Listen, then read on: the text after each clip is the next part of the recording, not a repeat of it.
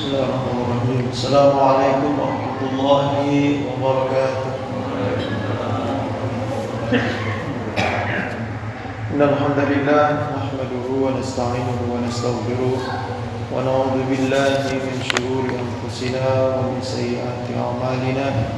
May yahdihillahu fala mudilla lahu wa may yudlil fala hadiya lahu. Allahumma shalli wa sallim ala sayyidina Muhammadin مفتاح باب رحمة الله عدد ما في علم الله صلاة وسلاما دائمين بدوام ملك الله وعلى آله وصحبه ومن والاه.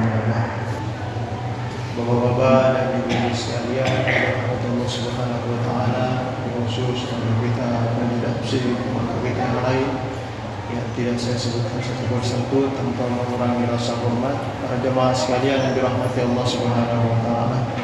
Kita kembali bersyukur pada Allah Subhanahu wa taala pada malam hari ini. Allah Subhanahu wa taala mudahkan kita, meringankan langkah kita, menggerakkan hati kita, berikan kita kesempatan waktu untuk hidup di dunia ini mengisi dengan kebaikan, amal-amal yang diridhai oleh Allah Subhanahu wa taala, amal-amal yang mendekatkan diri kita kepada Allah Subhanahu wa taala, amal-amal yang menambah keimanan kita kepada Allah Subhanahu wa taala. Kita berharap kita berkumpul di sini di majelis zikir, majelis ilmu. Mudah-mudahan Allah Subhanahu wa taala senantiasa menjaga kita, memelihara kita dari berbagai macam mara bahaya, penyakit, dan juga senantiasa meningkatkan, menambah kekuatan iman kita kepada Allah Subhanahu wa taala. Bapak Ibu yang semakin dirahmati Allah Subhanahu wa taala, menyambung kajian kita pada 2 pekan lalu masih dalam memperkuat keimanan kita kepada baginda Nabi besar kita Muhammad sallallahu alaihi wasallam. Jadi setelah kita meyakini, menanamkan dalam lubuk hati kita yang paling dalam tentang keesaan dan ketuhanan Allah Subhanahu wa taala, tentang keberadaan para malaikat yang mungkin sampai saat ini belum pernah kita lihat, ya, belum pernah kita rasakan keberadaannya, namun mereka ada dan disebutkan oleh Allah di dalam Al-Qur'an, disampaikan oleh Rasulullah dalam berbagai macam riwayat. Dan juga kita meyakini, nashhadu anna Muhammadan abdullah wa rasulullah arsalahu ilal jinni wal insi wal arabi wal ajami bil huda wa dinil haq liyudhhirahu 'ala ad-dini kulli walau karihal musyrikun. Jadi kita meyakini, kita bersaksi bahwa Nabi besar kita Muhammad sallallahu alaihi wasallam merupakan hamba Allah, merupakan utusan Allah yang Allah utus kepada jin dan manusia, kepada orang Arab dan non-Arab, Arab wal ajam, ajam non-Arab, selain Arab, dengan membawa petunjuk dari Allah Subhanahu wa taala. Membawa hudan, petunjuk dari Allah, wa dinil haq, dan agama yang benar, liyudhhirahu 'ala dini kulli, untuk memperjelas, menampakkan agama yang benar tersebut dari semua agama yang sebelumnya diyakini kebenarannya oleh orang-orang, oleh hamba Allah yang lain, ya. Sebab itu keyakinan-keyakinan sebelumnya, setelah datangnya risalah Allah Subhanahu wa taala, maka semuanya runtuh, semuanya batal, semuanya sudah diamandemen, diganti dengan risalah yang dibawa oleh Rasulullah sallallahu alaihi wasallam. Ya. Keyakinan orang-orang Nasrani yang masih lurus, yang masih mengikuti apa yang disampaikan oleh Nabiullah Isa, atau orang-orang Yahudi yang masih lurus, yang meyakini apa yang disampaikan oleh Nabiullah Musa, Itu semuanya harus disesuaikan dengan apa yang disampaikan oleh Rasulullah.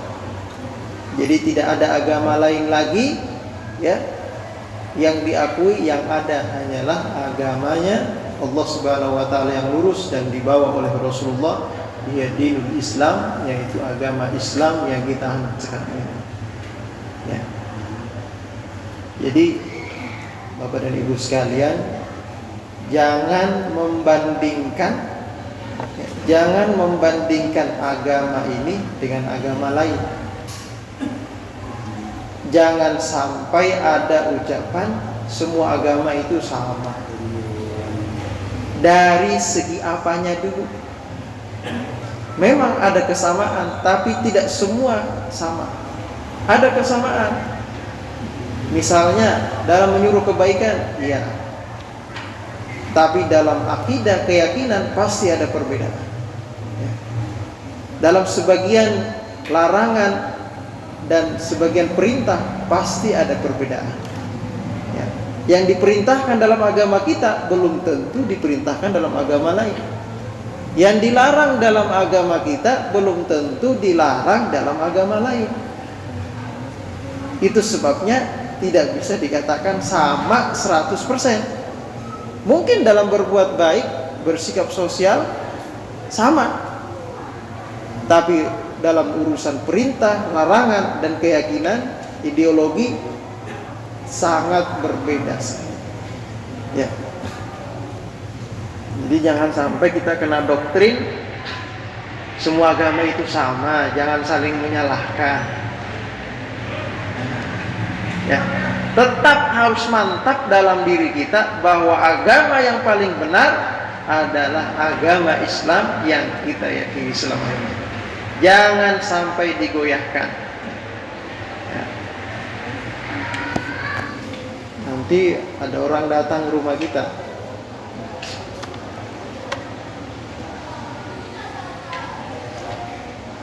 Ada orang datang ke rumah kita, nawarin, mau nggak masuk agama Nasrani? Saya nggak mau, saya masuk agama Nasrani, udah beragama Islam, dari bapak ibu saya udah agama Islam. Agama itu semuanya benar, kata dia begitu.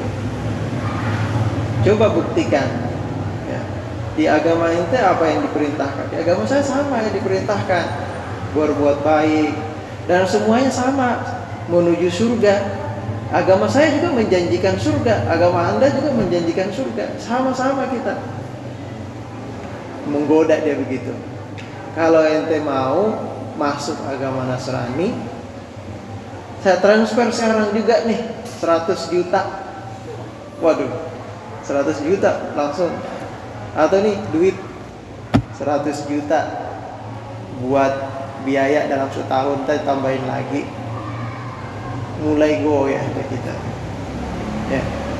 Kebetulan lagi butuh duit. Itu bisa goyah tuh. Gimana? Kalau tidak kuat-kuat keimanan kita, bisa jadi goyah. Muncul pemikiran, iya kan sama-sama masuk surga juga. Kalau nanti masuk Nasrani, saya berbuat baik, nggak bikin dosa, kan masuk surga juga. Aduh gitu jadinya. Ya. Surga itu passwordnya la ilaha illallah. Ya. Gak bisa login masuk kalau tidak meyakini tiada Tuhan selain Allah, Muhammadur Rasulullah, dan Muhammad adalah utusan Allah. Kalau tidak meyakini itu, sebanyak apapun kebaikan yang diperbuat, berapa kali dia naikin haji orang lain, kalau tidak meyakini tiada Tuhan selain Allah, Muhammad adalah utusan Allah, tetap kebaikannya tidak diterima dalam agama kita. Ya, dalam agama lain diterima nggak? Ya urusan dia. Kita bahas di sini. Ya. Tapi menurut keyakinan kita tidak diterima. Ya. Jadi harus kuat-kuat. Ya. Buat jangan sampai terpengaruh. Mau dikasih duit 10 juta, 20 juta, ya itu mah Orang bisa nolak juga. Cobain dah 1 triliun, 1 karung duit dibawain, bisa goyah iman kita kalau kita lagi gak kuat-kuat imannya. Ya. Ya, jadi Rasulullah SAW diutus untuk membawa petunjuk, membawa agama yang paling benar dari semua agama, ya, yaitu agama Islam. Walau karihal musyrikun, walaupun orang-orang musyrik ini benci dengan apa yang dibawa oleh Rasulullah. Ketika Rasulullah menyampaikan risalah, ya, di Mekah dimusuhin, ya, sampai gak berani Rasulullah SAW, ya, gak berani terang-terangan. Ya. Rasulullah mulai daripada orang-orang yang lemah, orang-orang yang bisa dibantu, ya, orang-orang yang kuat susah untuk dipengaruhi. Di beliau dari hamba sahaya, dari orang-orang lemah, walaupun ada sebagian yang memang kuat mau mengikuti Rasulullah karena memang mencari agama yang benar, seperti Sayyidina Abu Bakar As-Siddiq, Utsman bin Affan, ya, istri beliau. Tapi yang lain, paman beliau sendiri gak bisa, bahkan memusuhi, ya. Berat memang, ya. Merubah keyakinan itu susah, merubah kepercayaan itu susah, ya. Makanya dulu Wali Songo datang ke Indonesia, ya, mereka punya taktik dakwah tersendiri. Mulai ikut-ikut dulu, mulai masuk tidak langsung melarang, tapi mulai masuk dulu, ya. Bergaul dulu, ada sesajen-sesajen yang tadinya untuk siapa, untuk selain Allah, sekarang ya udah boleh sesajen tapi tetap kepada Allah, misalnya gitu. Walaupun nanti tetap akan dirubah itu. Ini tradisi-tradisi yang sudah melekat, ya, dalam diri seseorang, itu susah untuk dirubah. Kalau dilawan akan terjadi permusuhan, perselisihan. Nah, itu yang dilakukan oleh Rasulullah. Mulai sedikit demi sedikit dakwah beliau itu, ya, sedikit demi sedikit beliau berdakwah, walaupun mengalami banyak sekali tantangan sampai pemboikotan, ya. Jadi para sahabat diboikot, ya. Ini pas bulan-bulannya nih, bulan Rajab sebelum Rasulullah di Isra Mi'rajkan, ya, pada tanggal 27 Rajab. Beliau sebelumnya, bulan-bulan sebelumnya mengalami penderitaan yang luar biasa. Setelah meninggalnya istri beliau yang membantu dari segi finansial, ya, membiayai beliau, sampai dari beliau, istri beliau Khadijah ini, Sayyidah Khadijah, banyak hartanya, kaya raya, termasuk orang-orang yang terpandang, sampai habis hartanya semua diinfakkan di jalan Allah, ya. Sayyidah Khadijah, paman Rasulullah, ya, juga semuanya, ya, apa yang dia miliki, kemudian pengaruh dia dalam menolong Rasulullah, membantu Rasulullah, ya. Setelah sepeninggal beliau, sudah mulai orang-orang musyrik, orang-orang kafir, ya, memusuhi secara terang-terangan kepada Rasulullah. Kekuatan sudah berkurang, ya. Terjadi pemboikotan. Orang-orang yang mengikut Rasulullah diasingkan, dikeluarkan dari Mekah, ya. Semua penjualan tidak boleh diserahkan kepada orang-orang Muslim, sehingga makanan habis, orang kelaparan, kehausan, ya. Sehingga ada yang hijrah, diminta, coba kamu berhijrah ke negeri sana, coba ke Taif, ke daerah-daerah lain untuk berhijrah, ya.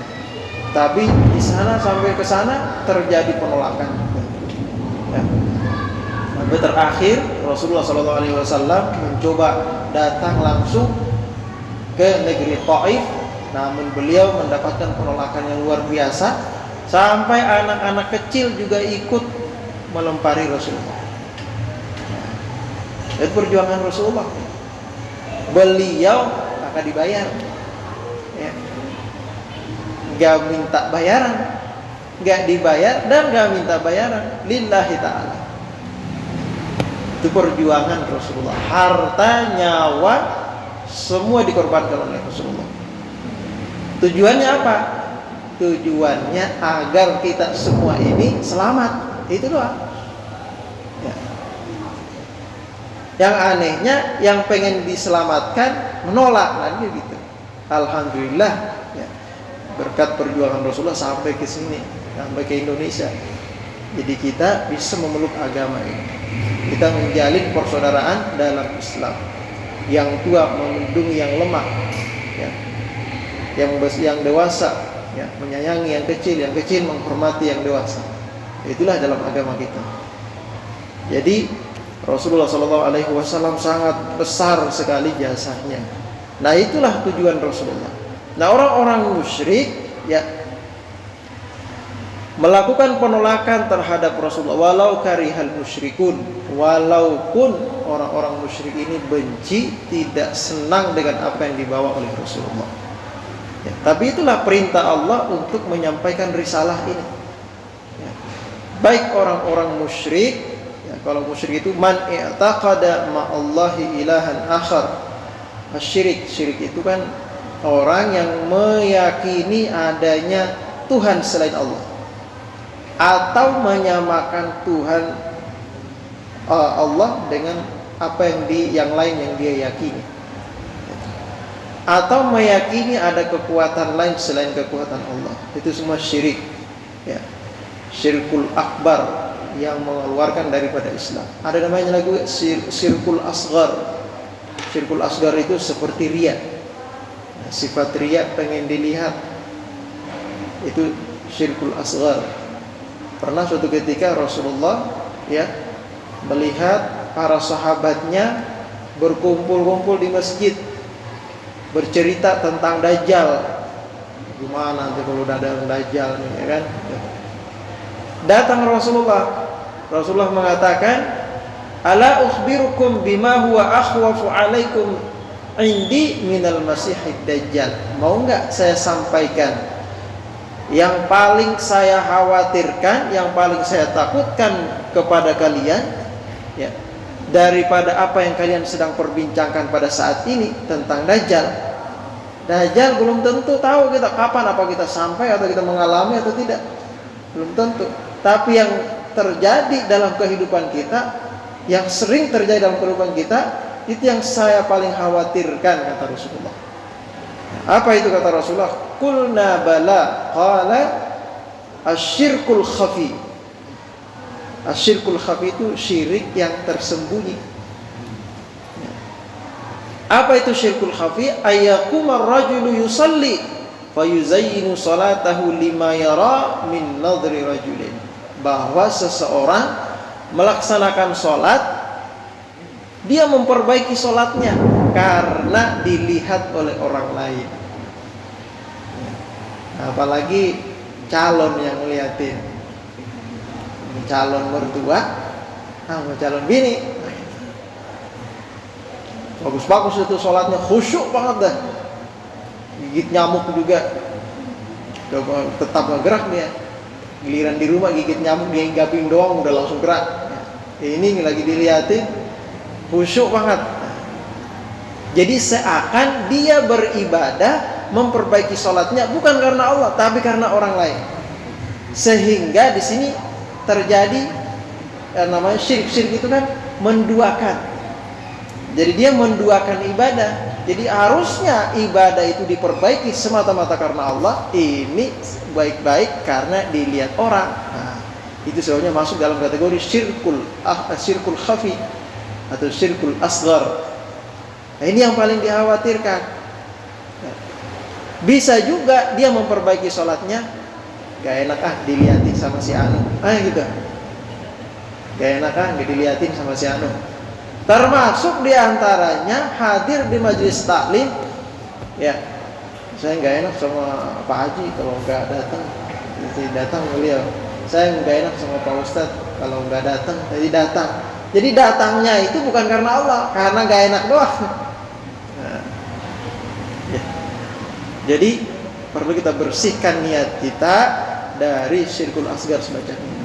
Kembali lagi bahwa Rasulullah sallallahu alaihi wasallam sudah disampaikan oleh Allah, huwallazi arsala rasulahu bil huda wa dinil haq liyudhhirahu 'ala ad-dini kulli walau karihal musyrikun. Ya. Makna ayat. Maksud dari ayat ini adalah annallaha jalla wa ala bi qudratihi wa hikmatihi ba'atsa rasulahu Muhammadan sallallahu alaihi wasallam bil Qur'anil wadih. Ya. Maksud dari ayat ini bahwa Allah menyampaikan kepada kita bahwa Allah ya memang dengan kekuasaan Allah, dengan hikmah yang Allah berikan mengutus rasulnya Nabi besar kita Muhammad sallallahu alaihi wasallam dengan membawa Al-Qur'an yang jelas ya. Al-Qur'an yang jelas, al-wadih, Wadinus sati, dan agama yang jelas, jelas kebenarannya. As-sati itu sebenarnya ungkapan dari cahaya yang bersinar. Kalau ada sinar cahaya kita nyenter gitu, nyorot senter itu kelihatan. Ini jelas daripada itu. Liyu'liyahu ala sairil adyanil mukhalifah lahu, untuk meninggikan agama tersebut yang dibawa oleh Rasulullah dari sekalian agama yang diyakini oleh orang-orang di saat itu yang berbeda ya, yang berbeda dengan agama yang dibawa oleh Rasulullah. Min yahudiyatin wa nasraniyatin wa ghairihima, agama Yahudi, agama Nasrani dan selainnya dari keyakinan-keyakinan lain. Semua batal dengan datangnya risalah yang dibawa oleh Rasulullah. Walau kariha dzalika a'da'ullahil musyrikuuna billahi ghair. Walaupun mereka semua tidak senang. Ya. Qala Abu Sa'ud, wa laqad anjazallahu wa'dahu bi'izazi dinillahi haitsu ja'alahu bihaitsu lam yabqa dinun minal adyan illa wa huwa maghlubun maqhurun bidinil Islam. Jelas bahwa agama yang dibawa oleh Rasulullah ini ya, setelah datangnya Islam semua agama takluk ya. Semua agama takluk, dikalahkan, maghfurun, kalah ya, setelah datangnya Islam. Itu sebabnya agama ini sampai ke segala penjuru ya. Rasulullah suatu ketika pernah mengatakan di Sahih Muslim, innallaha zawaliyal arda fara'aitu masyariqaha wa magharibaha wa inna min ummati sayablugu mulukahu ma zuwiya li minha. Jadi Rasulullah mengatakan bahwa sesungguhnya Allah menghimpunkan, menampakkan kepadaku ya, menghimpunkan kepadaku bumi ini, menampakkan kepadaku seluruh isi bumi ini, mulai dari barat ke timur ya. Semua terlihat di hadapan Rasulullah. Beliau mengatakan bahwa wa inna min ummati, suatu saat nanti umat saya akan menyampaikan risalah ini sampai ke segala penjuru ya, sampai ke segala penjuru. Daerah mana, negara mana yang belum sampai Islam ke sana? Sudah sampai semua. Cuma prosentasenya aja, ada yang banyakan, ada sedikit yang menerima, ada yang banyak yang menerima, ada yang mau jadi mayoritas, ada di sana jadi minoritas. Yang jelas sudah masuk ke negara-negara, segala penjuru sudah masuk, dari barat ke timur, utara ke selatan, semuanya sudah sampai. Hanya daerah-daerah terpencil saja yang mungkin belum terjangkau. Seperti Indonesia masih ada sebagian yang belum terjangkau. Pertama karena kesulitan sampai ke sana dan transportasi yang sulit, dan juga di sana ada kepercayaan yang kuat yang harus dirubah dengan perlahan. Seperti daerah-daerah pedalaman di daerah Irian Jaya, tapi sudah mulai masuk ya, sudah mulai masuk. Ini teman-teman kami yang ada di senior-senior kami yang ada di Darussunnah, itu dulu diutus ke sana. Jadi sampai sudah di daerah Irian, kita masih naik menyusuri sungai ke dalam pedalaman itu masih berjam-jam, hampir 8 jam dan 6 jam. Itu kalau kita nggak bagus-bagus di sana itu bisa nggak pulang. Di Kalimantan Barat, ada teman saya cerita, itu ustadz-ustadz pada takut ke sana. Ya, kenapa? Ilmu teluhnya kuat, ilmu sihirnya itu kuat. Orang-orang Dayak ini kuat sihirnya. Jadi kalau anaknya itu sudah demen, anak kepala suku nih, demen sama ustadz itu susah tuh pulangnya tuh. Ya, susah tuh pulangnya. Barangnya bisa hilang. Ya. Jadi sana tuh. Jadi harus benar-benar bisa bergaul dengan baik. Nah, jadi memang ada yang belum tersentuh sampai saat ini kita belum tahu itu. Ya. Nah, yang jelas adalah setiap penjuru sudah sampai sebenarnya Islam ini, agama ini. Tinggal di negara tersebut mau menerima atau tidak. Yang jelas tugas kita, tugas pengganti para nabi, mereka para ulama, ya, hanya sekedar menyampaikan saja. Ya. Yang tugas kewajiban yang paling utama adalah ya menyampaikan risalah yang dibawa oleh Rasulullah, yaitu Al-Quran. Ya. Alhamdulillah sekarang ini sudah mulai sekarang ini penyebaran Al-Quran, wakaf Quran ribuan itu ya sudah mulai. Karena khawatir ya, umat ini sama dengan apa yang disampaikan oleh Rasulullah SAW. Sebagaimana dikatakan di dalam Al-Quran, qala ya Rabbi inna qaumi ittakhadhu hadzal Qur'ana mahjura. Rasulullah mengadu kepada Allah, ya Rabbi, wahai Tuhan kami, wahai Tuhanku, inna qaumi, sesungguhnya kaumku, ittakhadhu hadzal Qur'an mahjura, menjadikan Al-Quran ini suatu barang yang ditinggalkan, gak kepake. Bahasa kitanya ada, gak kepake. Al-Quran udah lama di rumah, sampai ribuan tuh Quran gak dibaca-baca, yang dibaca buku yang lain. Ini namanya ittakhadhu hadzal Qur'ana mahjura, menjadikan Quran sampai seperti barang yang tidak berguna. Ya. Jangan kita termakan doktrin, hati-hati, jangan baca Quran kalau gak punya ilmunya. Jangan baca Quran kalau nggak punya ilmunya. Ini doktrin salah. Ada benarnya, tapi sedikit. Ya, jangan baca Quran kalau nggak ada ilmunya. Itu kalau mau menafsirkan dan mengkaji hukumnya. Tapi untuk sebagai bahan renungan, untuk tadabbur, kita renungkan isi-isinya, itu dianjurkan dalam Al-Quran. Afala yatadabbaruna al-Qur'an am ala qulubin aqfalha. Apakah mereka ini enggak mau tadabburkan Quran, merenungkan maknanya? Emang hatinya sudah terkunci, kata Allah. Dalam ayat lain dikatakan Al-Quran diturunkan liyadabbaru, agar mereka mau merenungkan. Ya. Hanya satu dalam Al-Quran yang mengatakan Iqra, baca. Yang lain apa? Tadabbur.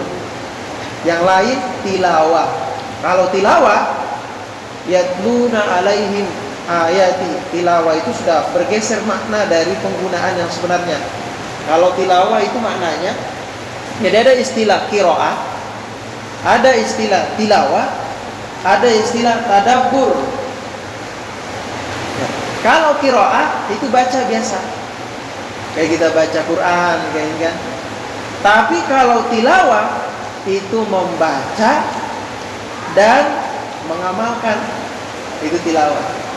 Jadi Rasulullah itu tidak ada liyaqra'u alaihim, agar Rasulullah itu membacakan dengan kata qiraah kepada umat, enggak ada. Yang ada liyatlu alaihim, agar Rasulullah membacakan kepada mereka. Membaca di sini bukan sekedar membaca, tapi mempraktekkan di tengah-tengah umat, isikan bukan Al-Quran itu. Sehingga Rasulullah Sayyidah Aisyah mengatakan, ya, kalau ingin melihat akhlaknya Rasulullah, lihat Al-Quran. Mau lihat Al-Quran yang berjalan, lihat Rasulullah. Rasulullah itu Al-Quran yang berjalan. Semua isi kandungan intisari dalam Al-Quran ada pada diri Rasulullah. Itu risalah yang dibawa oleh Rasulullah. Nah, kita kapan kita bisa baca Quran sama artinya. Kita renungin tuh artinya. Pertama memang agak bingung, karena dalam Quran itu agak acak gitu. Kadang kita temukan cerita Nabi Musa itu dalam surah Al-Baqarah, nanti kita ketemuan lagi dalam surah lain gitu, agak acak. Tapi di sana ada tujuan tertentu kenapa acak seperti itu. Ya. Cerita Nabi Yusuf bukan hanya dalam surah Yusuf, ada di surah lain juga ada. Ya. Tapi di sana ada hikmah tertentu. Semakin sering kita baca Al-Quran akan semakin memunculkan rahasianya, hikmahnya. Semakin jauh kita dari Al-Quran, maka maknanya pun akan semakin jauh dari kita. Dan tidak ada larangan bagi kita. Ya. Tidak ada larangan bagi kita. Seberapa banyak kemampuan kita dalam memahami Al-Quran, seperti itulah nanti yang akan kita peroleh dari Al-Quran. Jangan beranggapan saya mah orang awam, orang biasa, ya, pedagang biasa, jarang ngaji. Zaman dulu kan kita jarang ngaji, bisa ngaji sekarang masih terbata-bata. Umur sudah begini, ya nggak usah lah, udah dengerin ceramah aja. Apakah itu cukup sebagai alasan untuk tidak membaca Al-Quran? Tetap kita akan dituntut, ditanya, baca Quran nggak? Baca buku ini, baca buku itu nggak ditanya. Al-Quran ditanya, baca nggak Quran? Nanti kalau kita nggak bisa mempertanggungjawabkan ini, perbuatan ini di hadapan Allah, nanti malaikat akan bertanya, emang kamu nggak baca Quran? Kan di sana udah disampaikan di situ, emang nggak baca? Nah begitu nanti pertanyaannya gimana kira-kira Pak? Saya mah nggak tahu, ada sih Quran di rumah, tapi nggak pernah dibaca. Sekarang metode penerjemahan Al-Quran itu semakin bagus. Ya. Udah ada terjemah dan tafsir. Gitu. Mau pengen lebih dalam lagi, ada terjemah per kata. Biar kita tahu, oh ini sebenarnya asal makna katanya ini. Tapi ketika jadi susunan itu yang bagus seperti ini pemberian maknanya. Ya.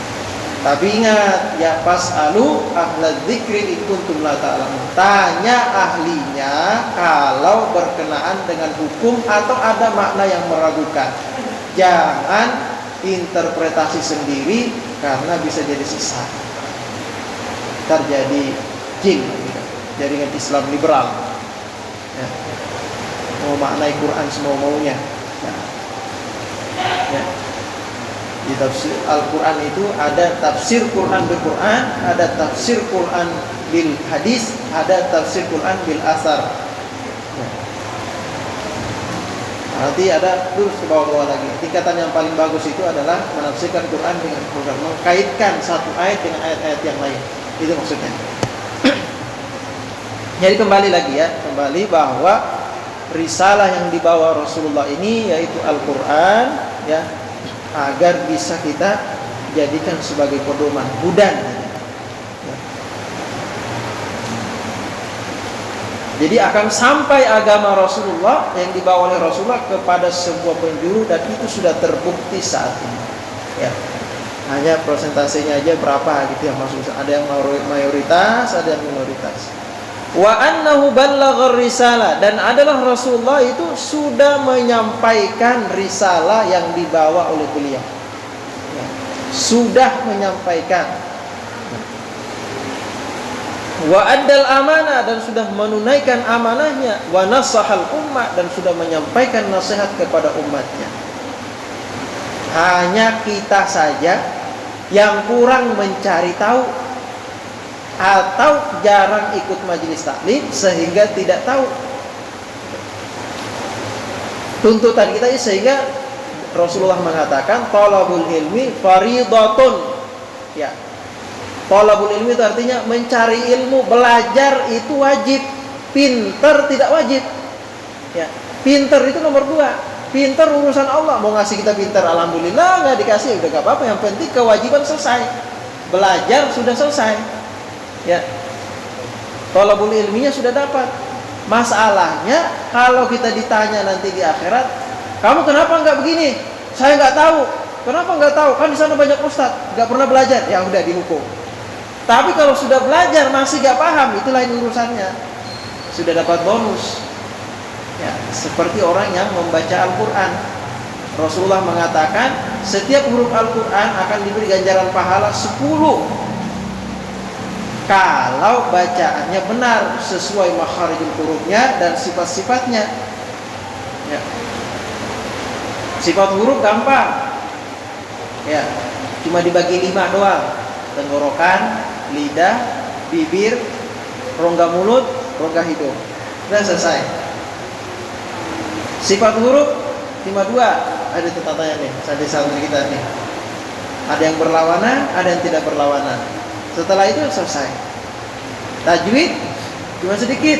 Hukum nun mati, mim mati, alif lam, mad.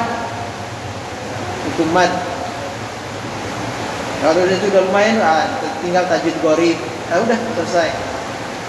Kalau mau fokus 1 tahun sudah bisa, insya Allah. Ya. Daripada kita dituntut.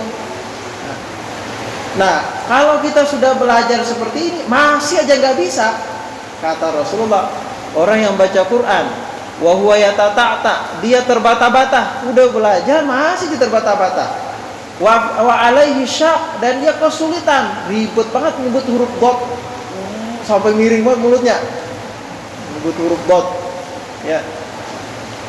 Tapi dia tetap aja salah, padahal udah belajar. Karena udah belajar, kata Rasulullah, maka dia dapat pahala 2. Setiap huruf dapat pahala 2. Kalau yang bagus tadi dapat pahala 10. Kalau salah-salah tapi sudah belajar dapat 2. Kalau salah-salah nggak pernah belajar nggak dapat apa-apa. Bahkan khawatir, ya, dalam satu riwayat hadis walaupun dikatakan lemah atau maudhu, ya. Tapi ini sebagai ancaman, kam min qari'il Quran, berapa banyak orang yang membaca Al-Quran, wal Quran yal'anu, tapi Quran melaknat dia. Kenapa? Salah baca, salah harokat, atau salah makhrajnya. Ya. Kalau salah harokat mungkin masih mending, tapi kalau salah makhraj, itu sudah fatal itu. Ya. Contoh kecil. Tapi ini sangat fatal sekali, ya. Misalnya dalam Al-Quran itu ada Wallahul khaliqul bari'ul musawwiru lahul asma'ul husna. Wallahul khaliqu. Khaliqu itu pakai kha. Kalau salah sedikit bergeser ke makhraj haliku, itu haliku artinya tukang cukur. Asalnya itu huwa, dialah Allah al-khaliqu yang maha menciptakan. Kalau diganti menjadi hak, yang tukang cukur, wah, paham, ya, itu bahaya, ya. Atau diganti dengan hak besar, haliku hak besar, itu binasa artinya.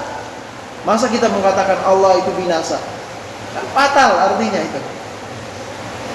Itu sebabnya karena kita tidak meletakkan makhrajnya seperti sesuai dengan posisinya, maka Quran akan melaknat dia. Laknat tahu nggak Pak? Laknat itu apa? Laknat itu menjauhkan seseorang dari rahmat Allah. Harusnya dia baca Quran dapat rahmat. Kan inda qiraatil Quran kan tanzilur rahmat. Ini nggak turun rahmat. Kenapa? Dia baca Qurannya salah-salah. Kagak mau belajar. Yang mau belajar. Jangan kita, saya mau udah tua, nggak usah lagi belajar. Cucu aja udah belajar. Jangan, nggak ada alasan. Ya, belajar itu Sayyidina Abu Bakar As-Siddiq masuk Islam itu umur sudah mau 40 juga. Ya. Apalagi Sayyidina Umar. Agak mudahan tapi. Ada sahabat lain yang umur sudah 50 tahun masuk Islam. Belajar juga, belajar. Sama.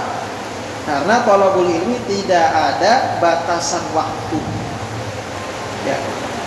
Kutlubul ilma minal mahdi ilal lahdi. Belajar itu mulai dari kita, dari ayunan.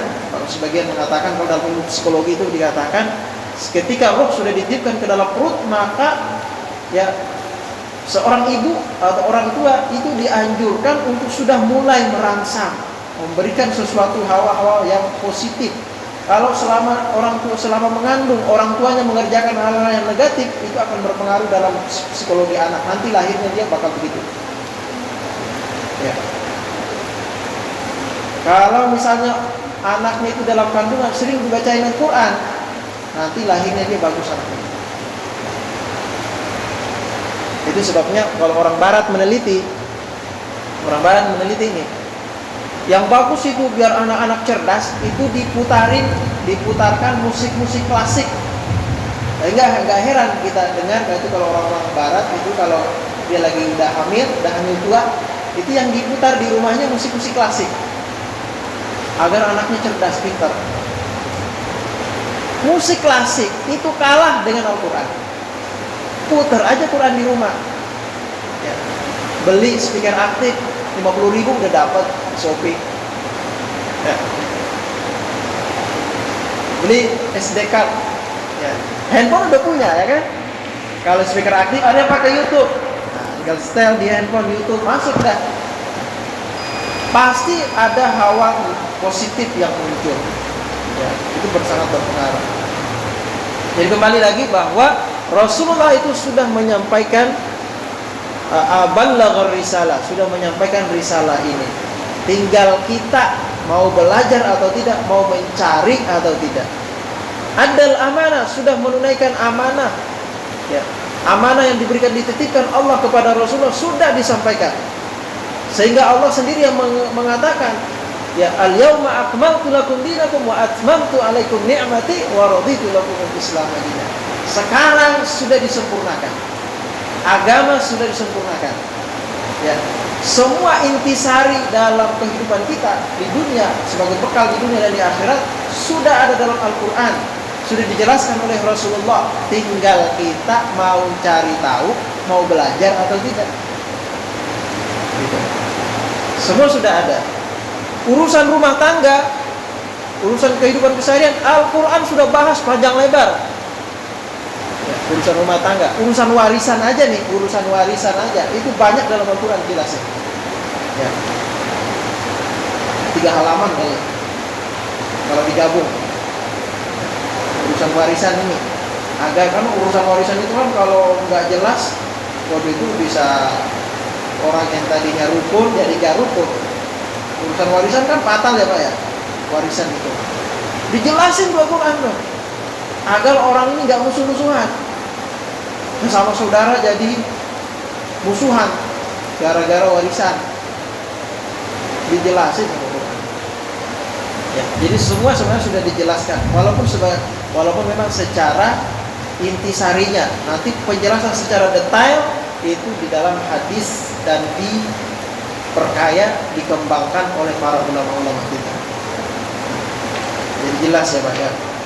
Nah itu sebenarnya yang inti daripada pembahasan kita pada malam hari ini, kita harus meyakini ya bahwa Rasulullah SAW itu sudah diutus oleh Allah, membawa petunjuk dari Allah, membawa risalah dari Allah yaitu Al-Quran kepada kita dan menjelaskan agama yang benar dari semua agama. Jadi tidak ada lagi ragu agama ini atau semua agama sama, tidak ada lagi doktrin begitu. Agama yang paling benar adalah agama Islam. Ya, petunjuk yang disampaikan adalah Al-Quran, itu sudah paling benar. Tidak usah lagi cari-cari yang lain. Yang lain itu hanya referensi saja, pengayaan saja. Tafsir itu hanya pengayaan saja.